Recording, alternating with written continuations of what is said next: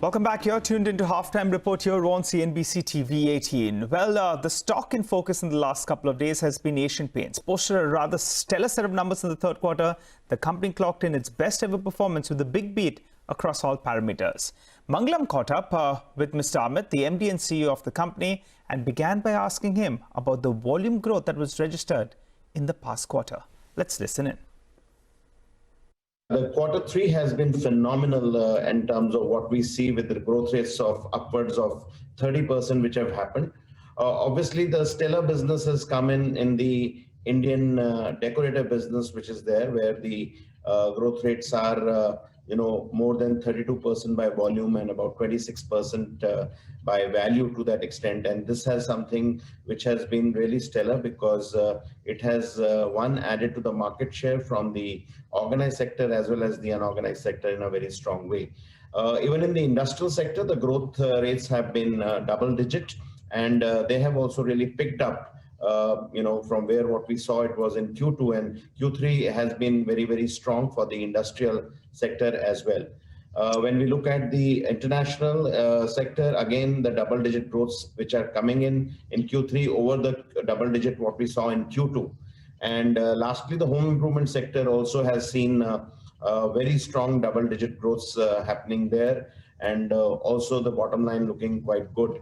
So overall, I think across verticals, I think the uniform story is very, very strong top line and a very, very good bottom line as well. And was it the same across all the 3 months of the quarter? What was the exit rate and how has it been in January so far? So all the 3 months, we had a double-digit volume growth in all the 3 months and record volumes across the 3 months in terms of what we have seen. So it's been very healthy. October obviously was the best in terms of what we saw in terms of the festive and the marriage demand, along with the pent-up demand coming in very strongly.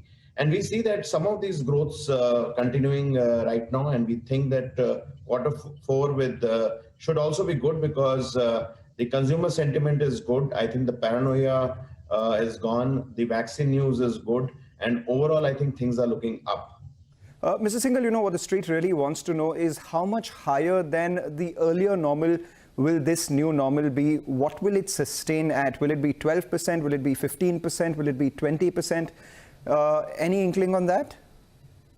See, it's very difficult to say in terms of what would be, I think, a sustainable kind of a zone going ahead, because what we still see is that there are the elements of the pent-up demand which are kind of coming in, which is very difficult to really quantify. We also see that the construction and the real estate sector kind of picking up, therefore the projects, institutional business kind of going up. The other trend which we see is that the metros and the tier 1, tier 2 cities which were not doing so well in quarter 1, quarter 2 are kind of coming back strongly. So what we see is that for quarter 4, very, very strongly, I think the double-digit number should kind of really stay. All right. And how much of your 30% volume growth was on account of new construction? How much of it was repainting? Would you give us some color? So very difficult to really quantify in terms of the slice of that number to that extent. But what we can say is that a strong component came in from obviously some part of the pent-up demand, something which came from the festive demand largely in the month of October and the first fortnight of November.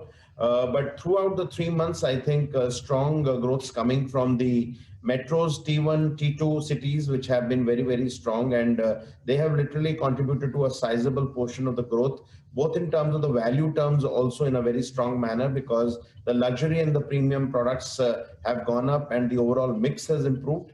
The construction and the real estate sector, again, saw a double-digit volume growth happening there to that extent. And that's what something has contributed to the overall summation, where Q3 has become very, very healthy. Enough about the top line, Mr. Syngle. Now, margins 26.3%. How much of this is sustainable, and at what level does the raw material price become a concern to you? So the great thing has been that the margins have been going up quarter on quarter, and we see there's an improvement happening with respect to quarter 2 as well. And what we see is that there are trends which are coming very strongly, which are being inflationary. When we see in quarter 3 from December onwards, Crude has been going up, as you all know. All the derivatives are going up. Some key raw materials like titanium dioxide, monomers are also kind of going northwards to that extent, and therefore there is definitely an impact of the the inflationary pressures which is going to come in Q4 as we see it. But I think the positive side is we are also seeing a stable rupee and maybe some softening up there to that extent, which kind of makes the imports slightly cheaper.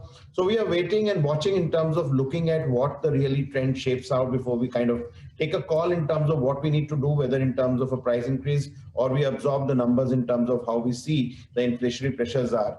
But at the same time, we are working very strongly on some of the cost innovation ideas which are going on with respect to both formulation, sourcing, and other ideas which come in. And we think, given the mix which is improving, irrespective of the inflationary pressures, I think we should be able to maintain the margins. So nothing on the price anvil right now immediately, right?